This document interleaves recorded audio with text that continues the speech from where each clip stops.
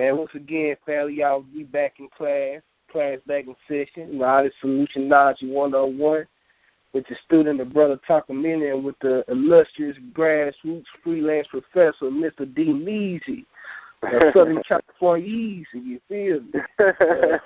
And now we're about to talk about Kanye, you feel me?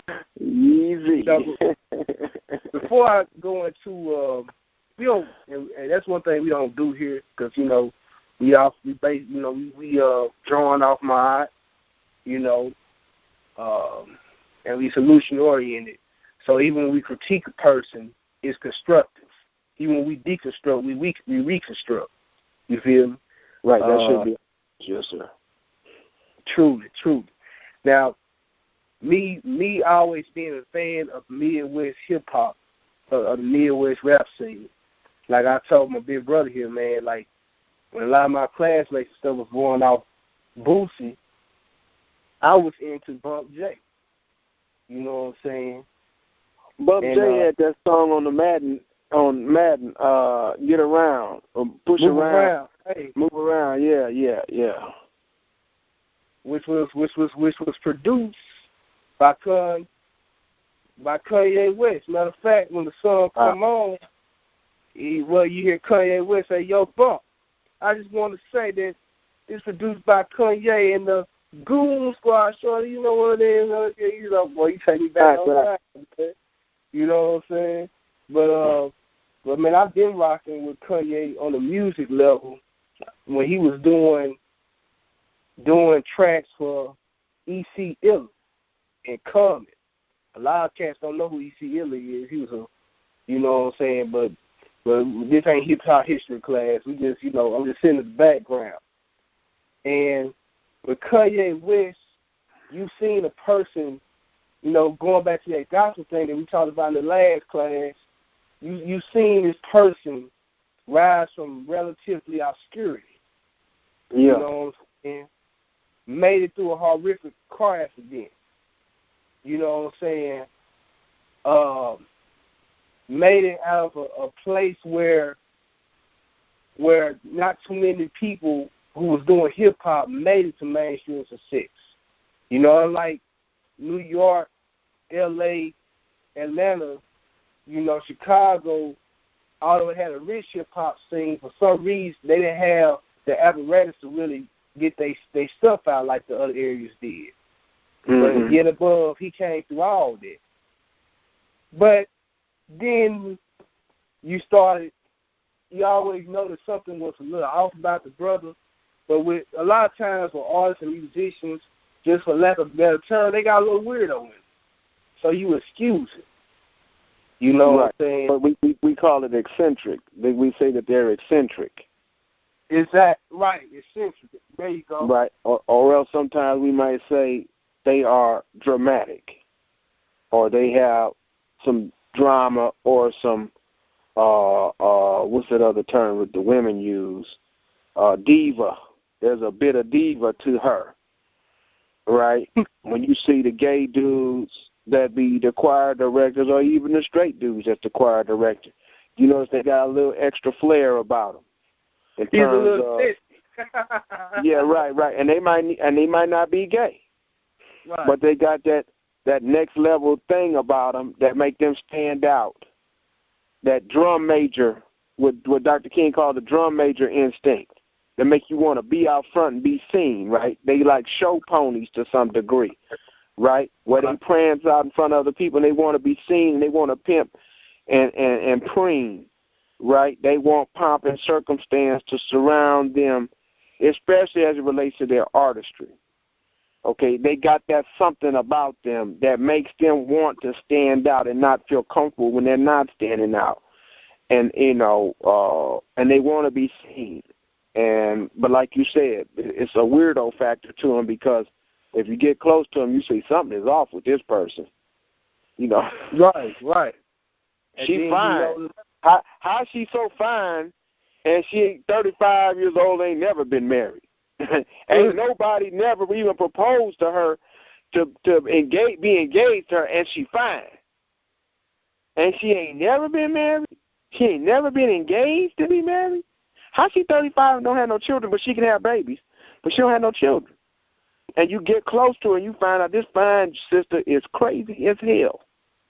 Now, I know crazy is a very flippant and dismissive term that don't really say what's wrong. You might not know what crazy is, but you know not to date it, right? Or know not to keep dating it. Right. But a lot of these folks are crazy, man. And Kanye one of them. That's true. And he wasn't waiting until now to get crazy. Right. You know, and if you notice, you know, you can kind of like see the mental breakdown of his music, and it accelerated, you know, when his mother died. But if you just listen to the themes of some of his songs, like there's some, you know, one song I remember from my right when I was going my freshman year in high school, You Can't Tell Me Nothing. If you really listen to that song, it kind of deals with, you know, a person succumbing to the ears of the industry, like, you know, and the trappings of success. Exactly, like how he stays faithful in a room full of hoes. Oh, right, you know? right. Something in a room full of no's, but the beat is so cold. No.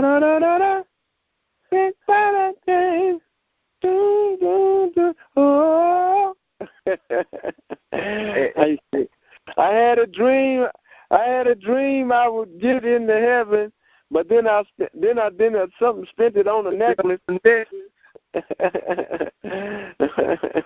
He said Adam, he was going to be naked or something, but Adam and Eve was way more fresher or something. The devil wears pineapple, Eve wears not all in between them were way more fresher. Yeah, man, you got it, brother. Yeah, he was cold. And he's still cold, man. He have not produced not one trash or garbage album. Not one. Even his most recent one. This joker's so cold, he got a song that don't got no lyrics. All right? And if you listen to it, it's cold. But they ain't talking about nothing. He got some eep-op or stuff going on in that song. And you listen to it, it's like supersonic. You're trying to find the lyric, right? You remember the sisters? Yeah, that was it. And you listen, you like, I think I heard her say something. No, she didn't say nothing. Kanye got a song like that. And I'm just saying, the dude is prolific, high-level professionalism, at least when it comes to his artistry. And he's at the top of his game. He's at the pinnacle, all right? But he's a musical genius. Like I said, he's not an architectural genius. He's a musical genius, not a industrial genius. He's a musical genius, not a engineering genius in terms of building buildings. All right, he's a musical genius, not astrophysics genius. Okay, he's a musical genius, not genius, not in terms of philosophy and other subjects that are in the realm of academia.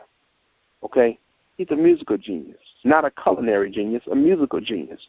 And so we got to make sure when we put the term genius out, we say what type of genius it is, and give the brother his props, man. You don't got to hate him for that. Now, you know you're a little crazy because he's with a Kardashian, right? Yeah.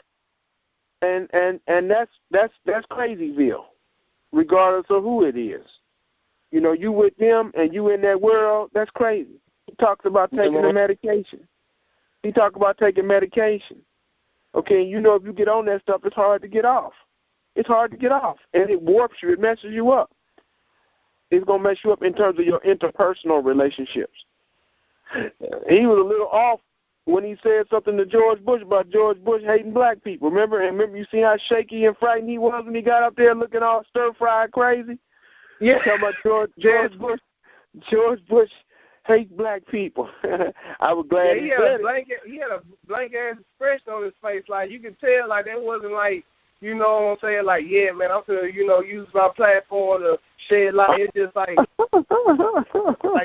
Switch came out, and he was just, George Bush don't care about black people. Right, right. He wasn't confident. He wasn't the most confident of his expressions. All right. He didn't say that with the same way he said he was a nigga in Paris. All right. All right. He didn't say that the same way he was talking about broke five broke, the fraternity of broke folk. He didn't say that with the same degree of confidence. All right. All right. I'm just highlighting that for people who might need it. But looking at Kanye's descent into darkness, if you will, what you know, just taking it off of a celebrity, and we can just bring up celebrities. We can talk about Dorothy Dandridge. We can go back as far as that with Little Richard, with DMX, you know, Tupac to a certain extent. You know what I'm saying? The Joker that played Superman. Oh, yeah. Right. Yeah, the Joker. He was going through it. Oh, don't forget about Donny Hathaway. Okay. Yeah, beautiful man. Yeah. He jumped off a building. Yeah, so Superman. But I've said this before, brother, that every black person in America, in the diaspora especially, should undergo psychological and physiological assessments. Now, the major problem with that, and I'm including myself and every other black person, that's just so we can know where we stand. And then we need to connect ourselves with black professionals from the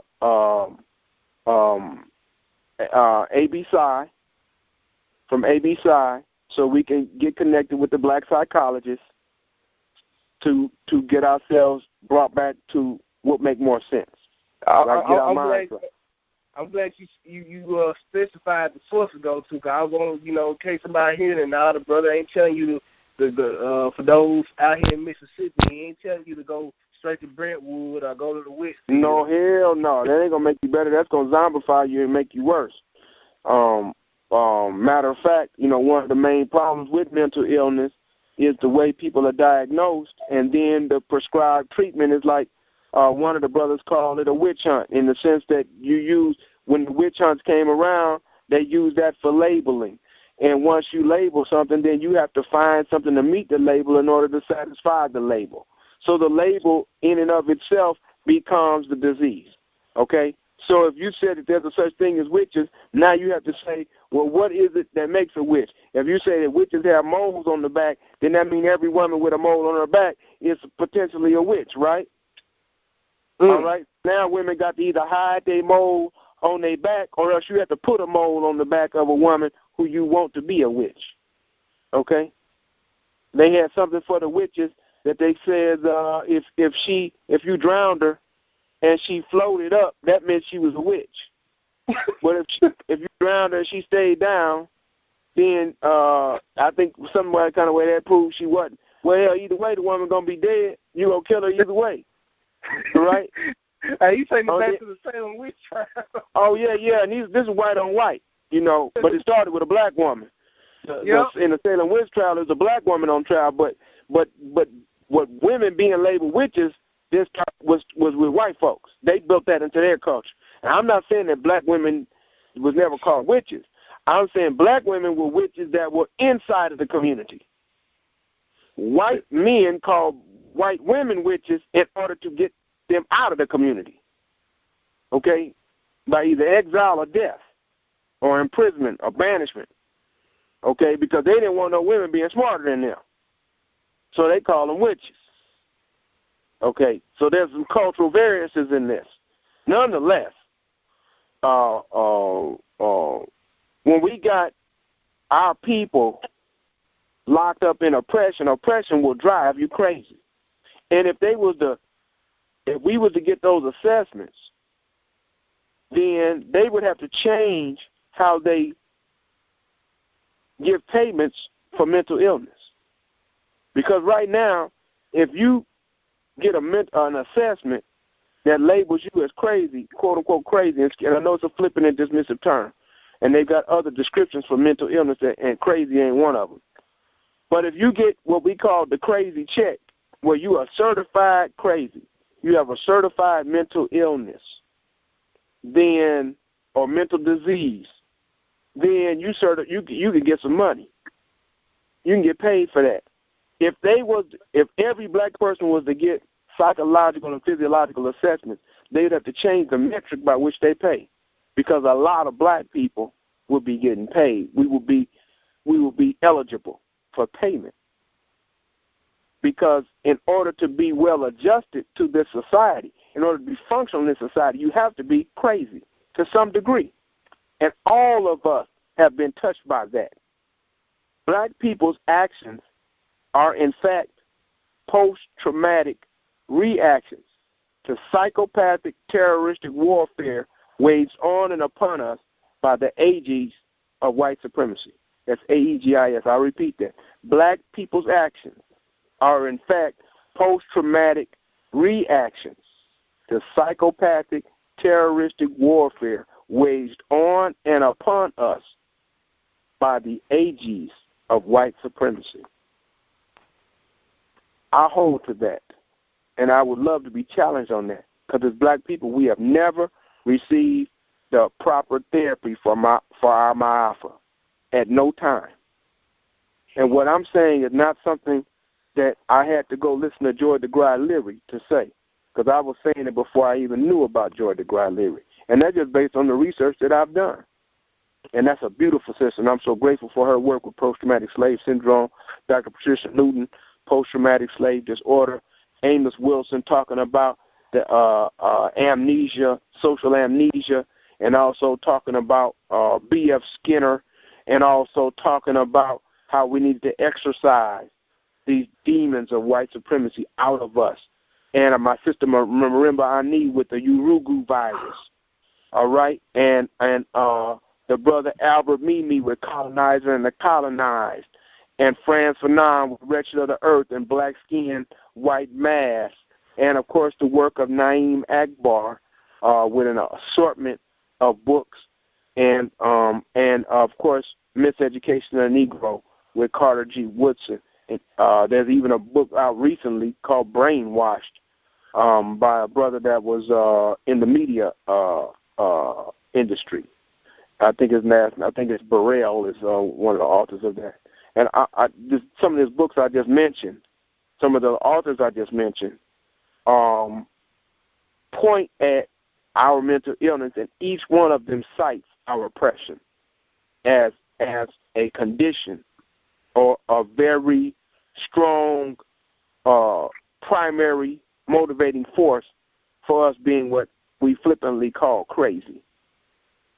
Right. You know what? And you know me. You know I'm rocking with you 100%. You know, for that because that assessment is proven every day by looking at the state of the modern day state of the Negro. But right. But check this out. I ain't gonna call the brother name because, like I say, you know, we don't strive on controversy. We strive on solution. But it was a brother not too long ago. He made a statement, you know, calling the idea of post-traumatic slave syndrome self-defeating philosophy.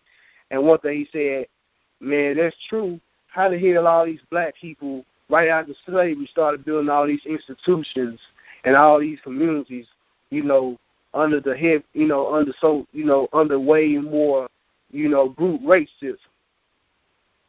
I'm like, are you serious? You know, I'm gonna let you speak to that. Well, for one reason, because they had to. You know, if he was to be more in touch with Dr. John Henry Clark, he would understand we had to.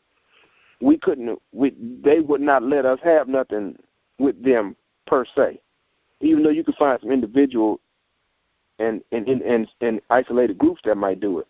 But as a whole, we had to build our own. We wasn't gonna have nothing. Okay, so many of us already had churches. Those who didn't created them. because that's what the system would allow you to have. And once we get to church, then we would build the other stuff around that. And the other stuff could come up out of that, including our businesses, including our schools. A lot of times the schools were in the church, and if you check out, even in the white world, the churches sponsor the schools. Southern Methodist University is obviously a Methodist school. You have many schools that are Baptist. You can have Baptist and Methodist hospitals. So you're talking about institutions which grow out of the church, okay, in the white world. Then you see the same thing, of course, in the black world, because the black world mimics the white world. When those black churches when those black people put up the black churches, what color was Jesus inside their church? White as snow. What language did they speak? English, or whatever, whatever the language of the culture, whether it be Spanish, Portuguese, Mm-hmm. The language of their oppressors, right? Right? Okay, whose clothes did they wear? Did they wear their own clothes, or did they wear clothes that were styled and fashioned off of the dominant society? Of the dominant society. All right. So once you start breaking this thing down, you see that they were still worshiping their oppressor, even though they had their own spaces. When we set our families up, did we set our families up according to the model that we came over in Africa, or do we set our families up according to the model that was dominant in this society here in America? You see?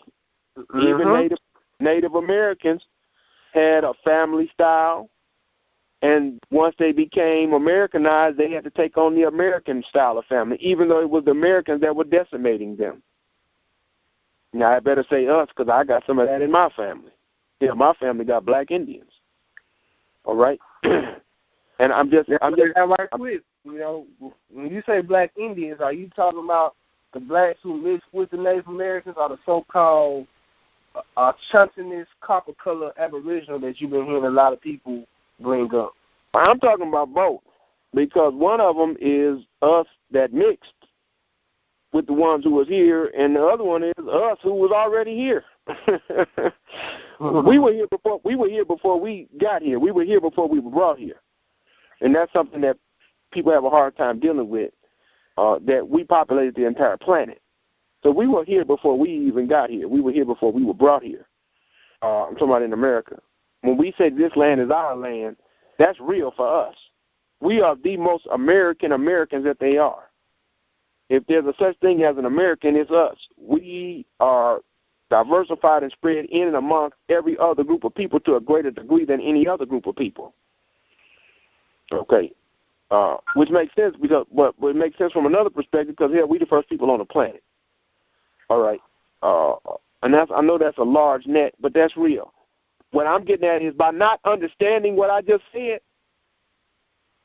and the fact that me saying that sounds crazy, the fact that I haven't yet explained that is an indication of how miseducated we are about our true self. All right?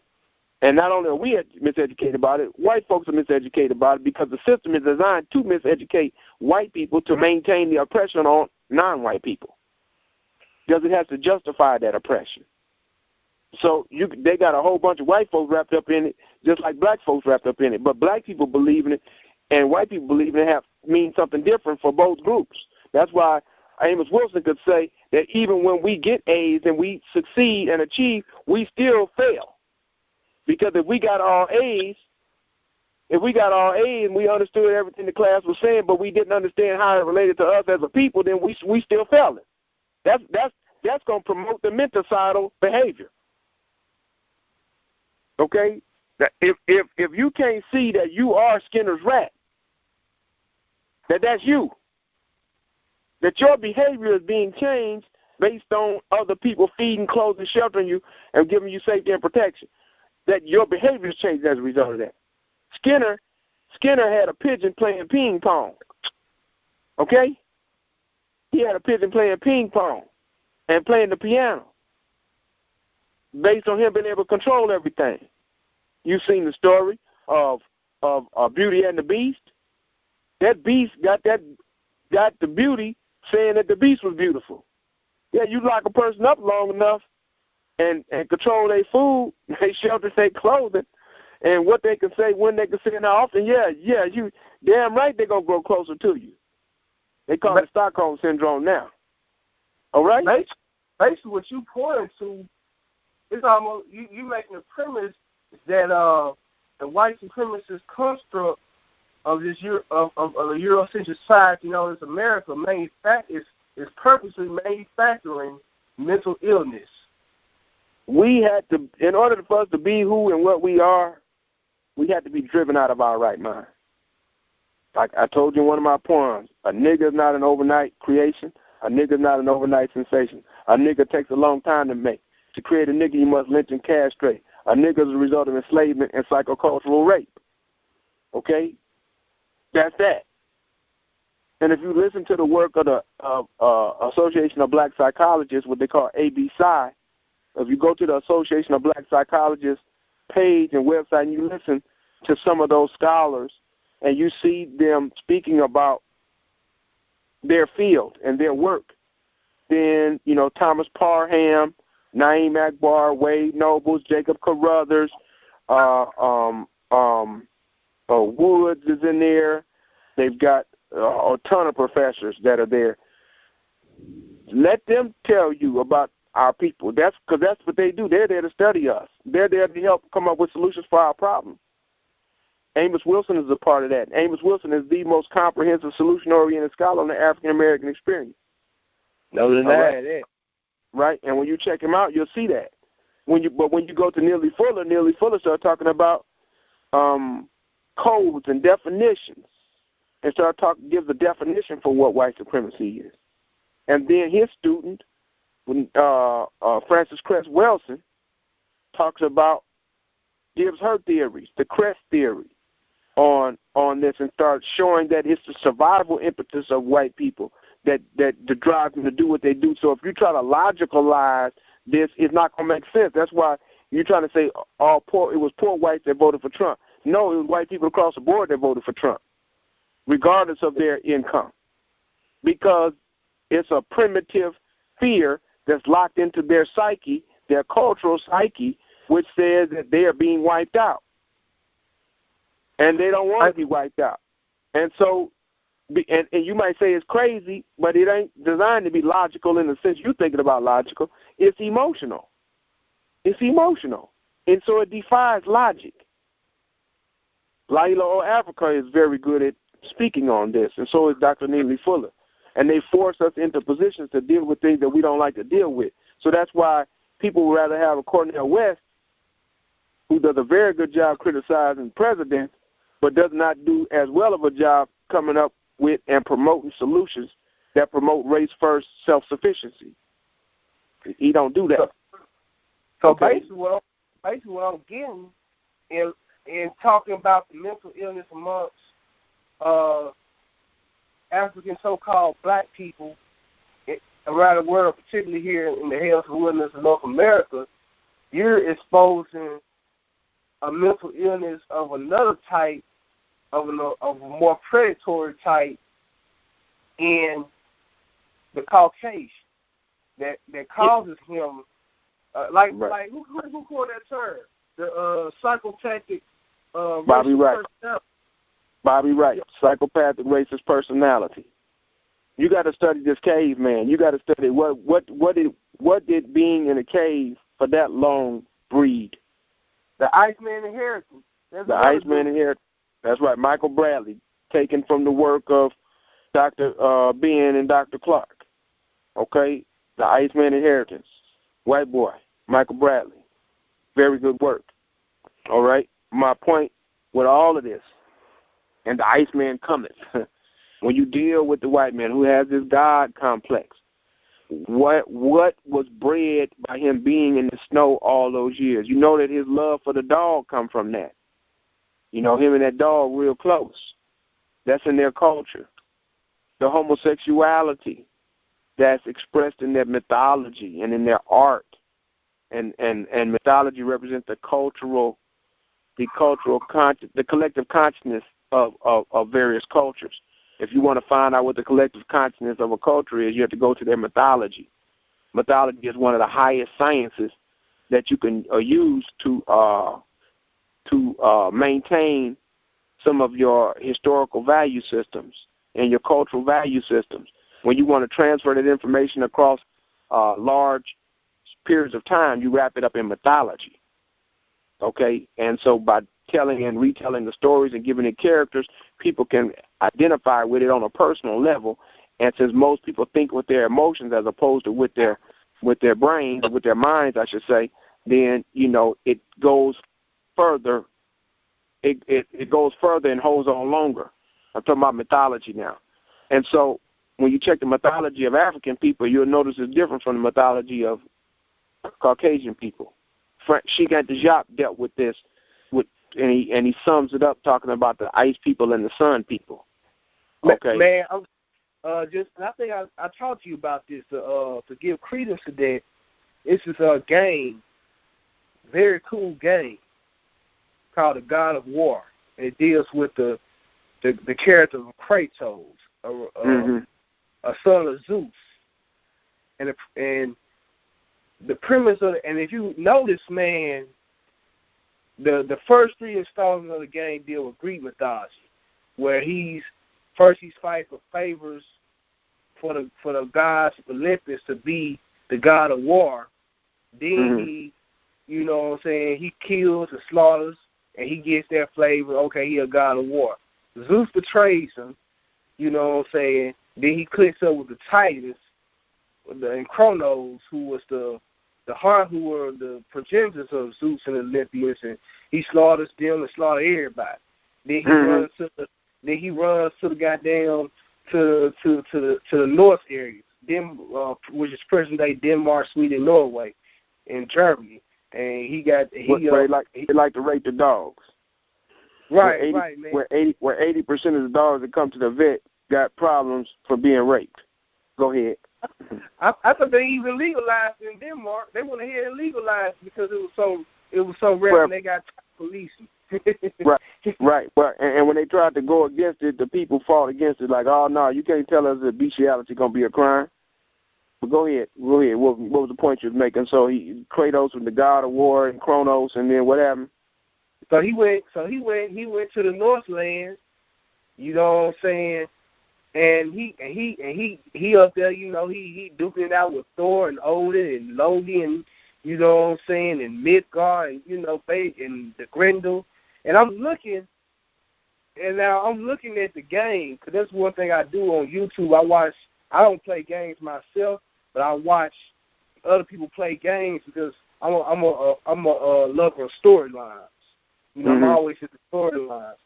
And then it made me think about, because I know you're probably familiar with the ethic of Solutionology, the founder of the Mali Empire in West Africa. That's right. I seen ancestors. I say that, brother. You know what I'm saying? But if you look at, and I know you way more well versed in African mythology and stories than I am. If you look into it, you don't really have a direct bloody savage combat that you will find in Greece, North, and even in like Eastern. No. Most of the battle is done with accomplishing tasks, or using magic and using mysticism. You know, it ain't no direct. I mean, you have that element or using trickery, being the trickster like in Nazi or the Afrikan pathology. You know what I'm saying? You know, it's like our ancestors through these stories was trying to, and even the most what you would call the evil characters wasn't the money satanic type beings. They were just, you know, playing wild tricks on people. I know that's a more simplified version of than what I'm, you know, what I'm making. But I know I can, and I don't doubt other people could understand where you're going with it. Right, but speak on that. Speak on how, you know what I'm saying, you, instead of having straight up, direct, explicit violence, it's more implicit, where you get like some kind of moral out of it. You did one of them. Once again, you want to understand the collective consciousness of a people. You check their mythology out. You want to check the collective consciousness of a culture. You check the mythology out, and it'll tell on the people. So when you understand that their stuff come from being locked up in that ice, brother. They're locked up in that ice. It's brutal in that ice. It's unforgiving in that ice. Ain't a lot of second chances. And you have to do what you have to do in order to survive in that ice. So that justifies, when you got the survival motive going, that just justify anything. I can do rape, incest. I can mess with the children. I can sleep with the animals. I can do all that when survival is pressing against me.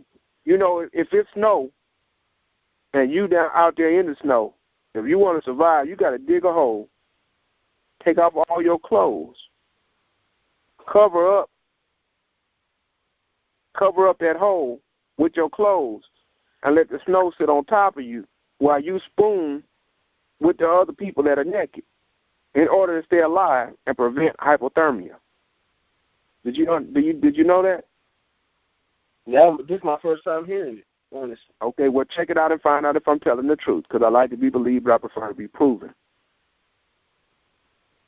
So you think about what that means if you have a hunting party of men, because mostly the women didn't go out in the hunting parties.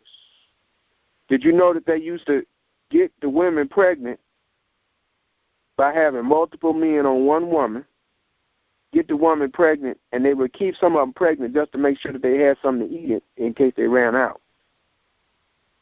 Oh, man. Did you know that the old women would be the first to go if they had to have something to eat and they were starving? They eat the old women. That they had to keep the animals in the cave with them, because if they left them outside, they'd either freeze, an animal would get them, or another family would come by and get those animals. So the only way they could keep the animals safe was keeping the cave with them. The animal is shitting, licking itself, and doing everything else in that cave, and they with that animal. And that's why those Vikings and those steps were so cutthroat when they came outside the field. There you go. They cut, you know what I'm saying? Cutthroat environment. Yeah. But you're talking about thousands of years. 5,000, 6,000, 7,000, 8,000, 10,000, or more years being locked in that ice. So what did that breed? The Quran says, God, what you making? God, what you about to do over here? That well, you don't understand it, but I do. Okay? So it's cold. It's a cold world with them. And you see that reflected, but most of us don't study that. Even me talking about it sounds like I'm hating on white folks, to people who don't study that. Black people who go to church a lot, black people who go to church who live in church, they don't like to deal with this. Because it forces them to deal with something they don't want to deal with, that cognitive dissonance. It can't accept it, because if Jesus is white and Jesus looked like the Father, then God must be white, because all the angels was white, and they had blonde hair and blue eyes. So if white is the opposite of black, then who the devils and the demons? Exactly. And that type of spiritual oppression is going to breed mental illness. And that brings me to this point. A lot of speaking, and this going back to the black church and with any kind of spirituality, because we all know somebody in different faiths or whatever who you can say, man, me and you know him personally here in Jackson. I ain't gonna say no name, but but a lot of times I know, and it was an article that a pastor wrote about how he was dealing with mental illness, and he felt ashamed being in the black church and with all the stigma attached to it, and it kind of comes from the white oppressive Christian tradition, where that person just need an exorcism, or they just need, or like a lot of black people say when they see certain things, mental illness in the child, he just need to get ass whooping. You know what I'm saying? It's either something very simplistic, or it goes to some real spooky, irrational type remedy what you would call it. Yeah, well, you have some people who can excel at giving diagnosis with that kind of stuff, and other people who are just doing it because they thought somebody else doing it. Okay? So spooky for one person might be a methodology to get a point across for another group of people. That make any sense? That makes some sense.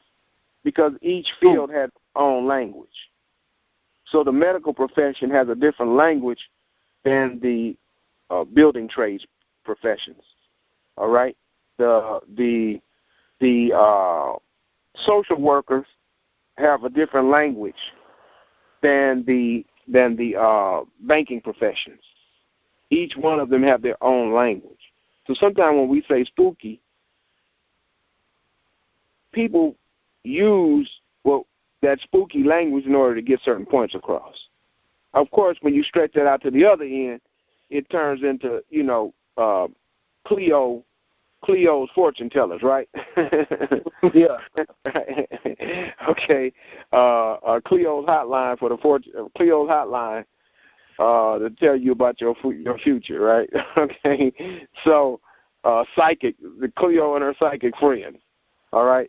Okay. So, I don't want to stretch that out too far, but I'm saying some people can use that to help get a point across to someone that might not be able to receive it in another way. Church is real good at using a certain type of language where they talk about devils and demons and spirits in order to get certain points across. And if you understand that language, then it don't sound so spooky to you. If you understand the language, it's spooky to the person that either don't understand it or don't accept it. That makes some sense? Exactly. Okay. So I don't want to go too much further than that, because you have to be able to reach people where they're at, and there's a lot of people who really do not understand the language that goes with psychology and psychiatry and sociology. Even people who went to college, they don't understand that language, no more than they understand the language of banking and finance. People can be smart and can go to college and they don't understand banking and finance. Okay, you have some people who are real smart in certain subjects, and then they don't have common sense. They can make good money, they can keep a job, but they lack common sense to keep a man or keep a woman. They can go get a man, they can go get a woman, but they have a hard time keeping them. Some people are real good at dealing with an adult, but horrible dealing with children. All right? And they might be smart people because they don't speak the language a lot of times. And they don't understand the language of children, or don't understand the language of love, or don't understand the language of relationships.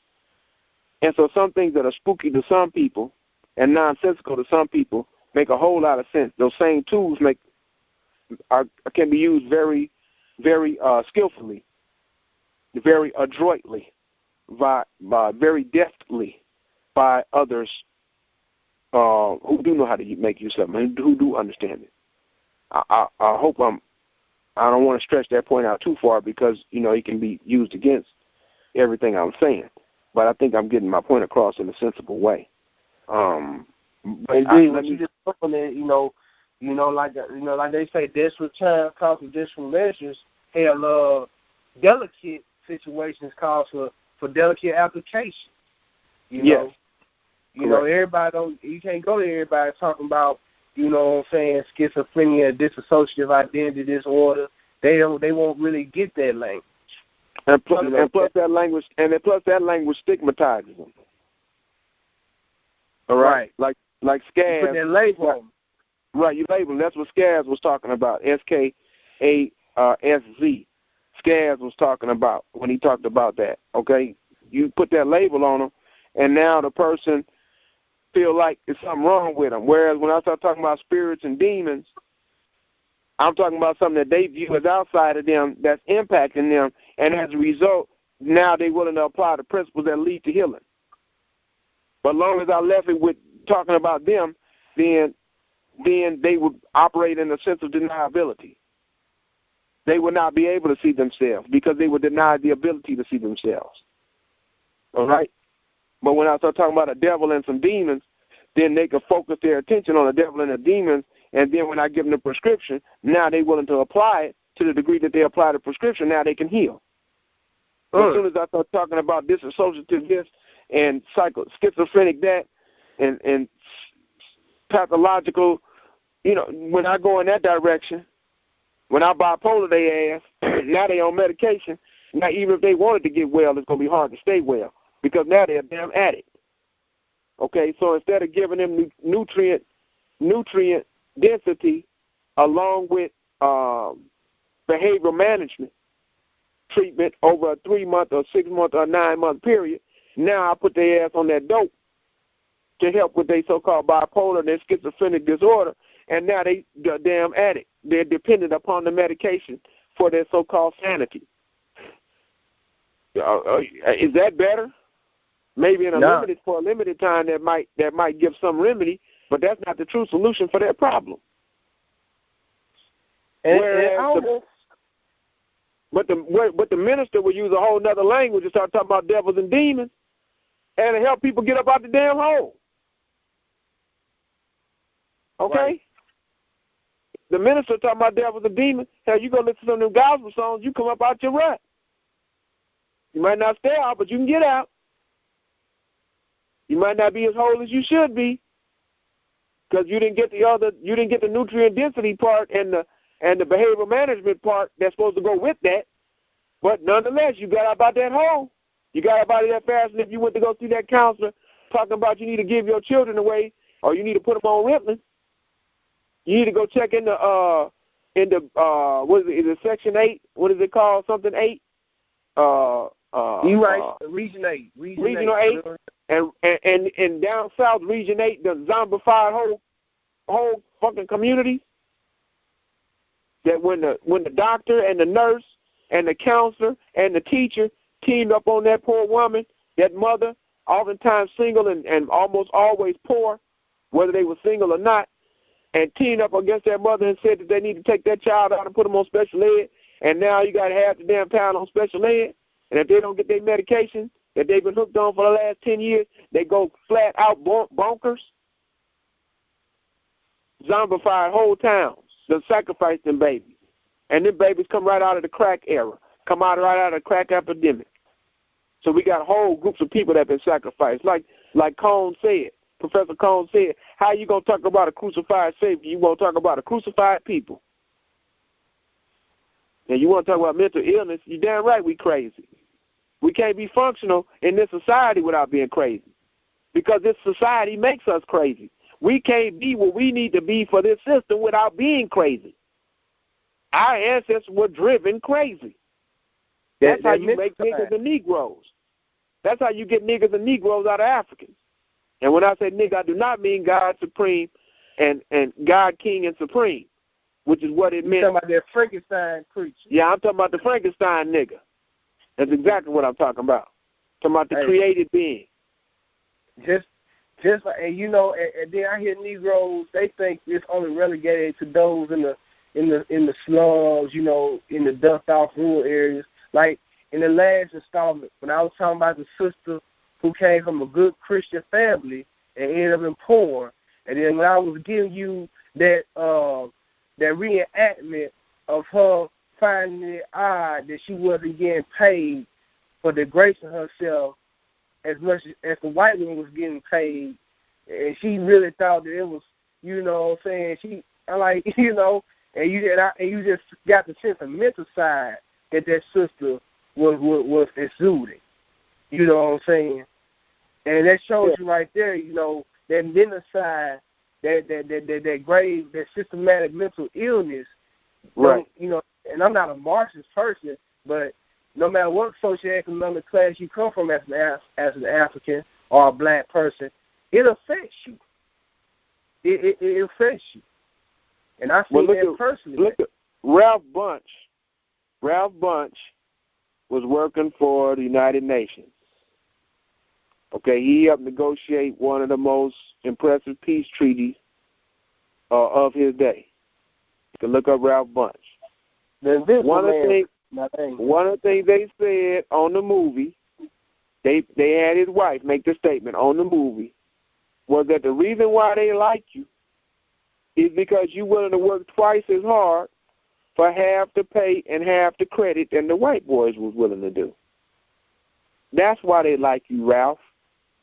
And Ralph knew that. Okay? Ralph Bunch knew that. Do you hear what I'm saying? Indeed. Now, that's crazy.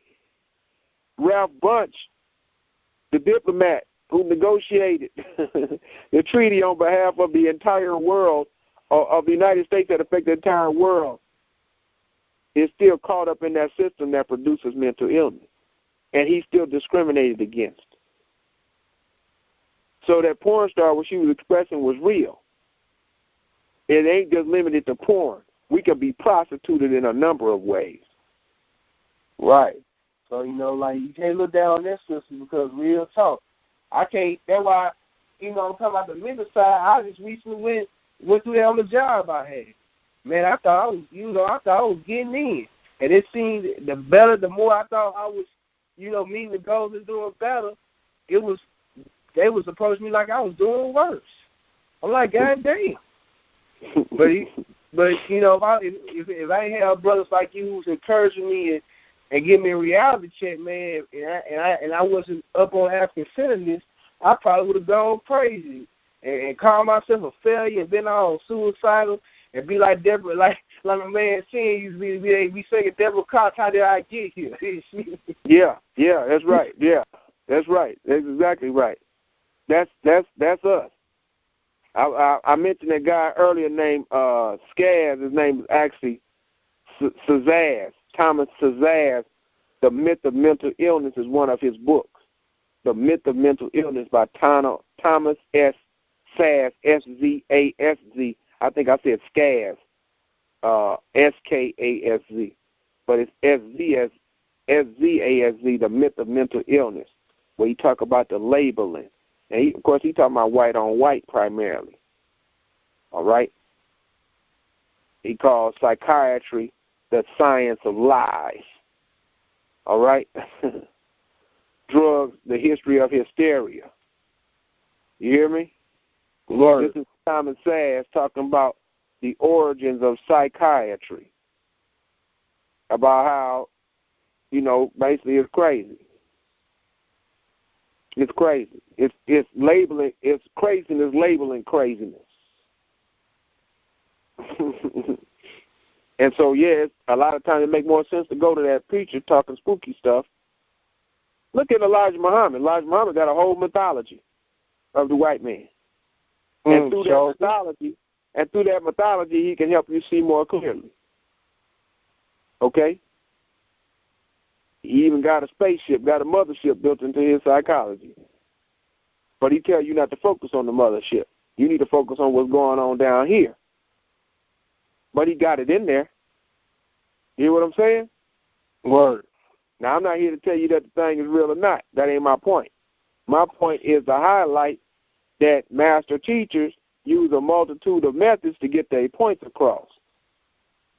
Hey, man, you get a lot of people through storytelling and coming up with characters, man. Real talk. That's how a lot of hip-hop artists are successful. Even though they might not tell a third-person story and they make it first-person, but it's like a narrative that a lot of people can identify with, or at least, if not at a conscious level, at a subconscious level.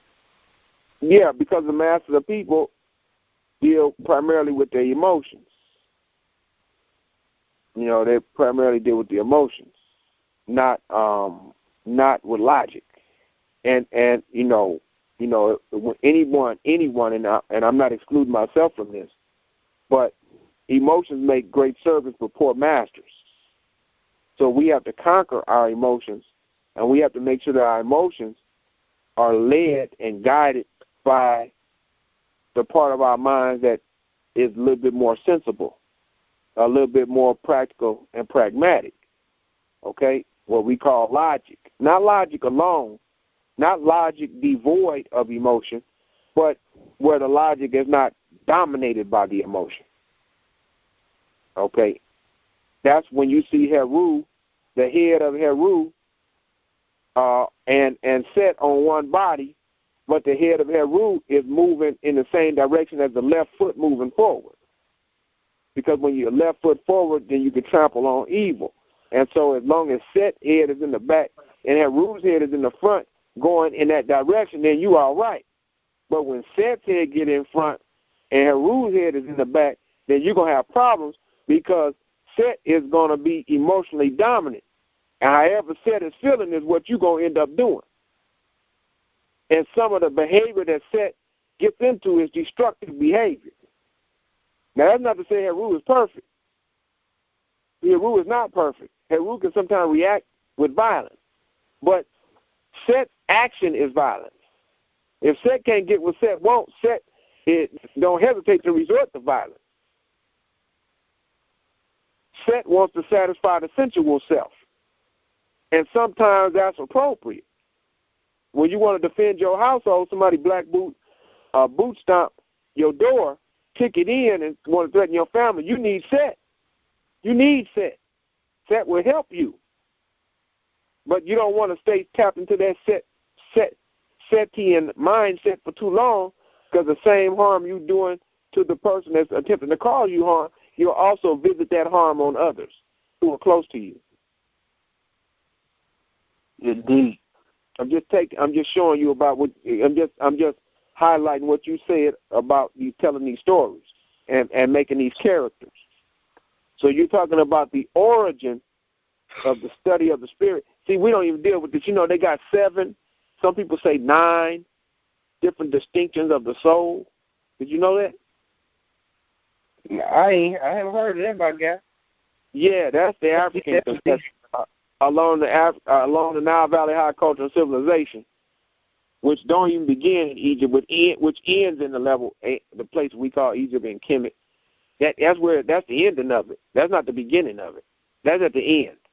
That's why we use the term Nile Valley High Culture and Civilization, because you're encompassing a region, just not one polity. Right. There's a lot of cultures that deal with that. That's right. So you know. You ain't even touching Mediterranean to like you said, the last stage. That's correct. Mediterranean. Correct. So for all my Sumerians, which was a black culture as well, an African culture as well, or African derivation of African culture. Nonetheless, the Nile Valley High Culture and Civilization has primacy over all of that. And once again, for me to even have to explain that is an indication of miseducation. Okay? That's an indication of miseducation. And if you engage in cultures that are devoted to miseducation, then you're going to produce mental illness. Because when the truth comes along, the people they're going to be hesitant to accept it. As a matter of fact, they might aggressively reject it. That's mental illness, brother. That's mental illness. It's going to produce and reproduce mental illness, mental disorders. You know, that's why when we deal with my eye, we start talking about I will control my thoughts. I will control my behavior or my actions. I will have devotional purpose. I will have faith in the ability of my teachers to teach the truth. I will have faith in my ability to assimilate the truth. I will have faith in my ability to wield the truth. I will be free from resentment under the experience of persecution. I will be free from resentment under the experience of wrongdoing. I will cultivate the ability to distinguish between right and wrong. I will cultivate the ability to distinguish between the real and the unreal. Those are 10 statements. And if we read those 10 statements in a mirror, then we put ourselves in a better position to begin to parse out whether or not we are practicing self-mastery or if we're allowing ourselves to be mastered by others. You know, in other words, am I Skinner or am I the rat? Am I the king of my dome or am I the subject of another person's vision? Man, and you see, and what you just and when you was going down the virtues of my art, man, that didn't sound like no no pagan worship, where people were into pagan worship. Hell, a lot of what you call these self-help books. You can find them concepts in the Bible and the Quran. You know what I'm saying? Well, that's the foundation, brother. That's the foundation. And when you understand root knowledge, and then you see what the rest of the stuff, what has derived from that root knowledge, then you damn right it's related, brother. You damn right. But Ma'at represents the oldest known recorded moral code, created by man. Hey, back to you Sumerians and you Babylonians. That was before Hammurabi. Right. And there shouldn't be a great argument about that, because Hammurabi had a code that he wrote down, and he did good where he was at. I mean, one part I like is that if you built a building, for the engineers, if they built a building and the building fell in, then they would come after the engineers. All right? So that they had justice built into their system to some degree. All right? Okay. So I'm just, the Ten Commandments are great. Okay? We say that Moses was learning all the ways of the Egyptians, and so when you see what did he learn, and you found out what preceded what he presented, so you can say that he was influenced by what preceded him. I mean, that's just sensible when you put it on a timeline. You don't have to argue about that. You also say what John Henry Clark said. He chose 10 real good ones. All right, the 10 he chose were very good. But don't hate on the people who put that together. Don't hate on that, and don't get mad if Moses is or is not a real touch-and-feeling historical person. Okay, that's secondary to the principles. It should be. Right on. But well, God, man, like I said, we're going to keep laying it down. You definitely, man, I definitely hope, it's our vision that the future audience, man, that y'all get some healing through this, because this just ain't intellectual conversation, man. This is nature revitalization. You feel me? We trying to resurrect that spirit, that our Syrian resurrection, man. We trying to bring that through play. And y'all support RBG DNA, man. We bring it, and you brothers and sisters out there who are doing solutions in your community, we gonna be linking up with you, because it takes this is a group effort. You feel what I'm saying? Right. A collective effort, because it's about collective healing and building. Right. So my brother, before we shut it down for this evening, like I say, y'all check in RBG DNA on Facebook and YouTube. If you got an email, or if you want to get in touch with us and contact with us and chop it up, RBGDNA@gmail.com. And we ain't no Hollywood superstars, we true grassroots. We try to build. Ain't no ulterior motive. You ain't got to worry about we ain't no country scammers. We real men.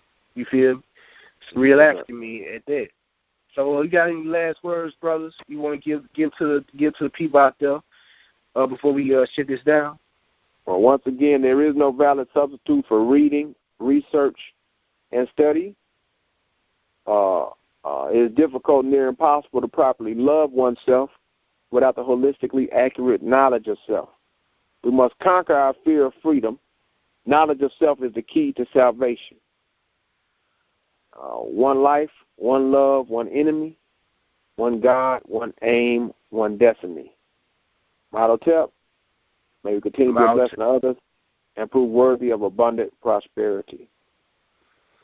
Hey, don't hang up, bro. You still there? Yes, sir. Don't hang up. Just stay right there.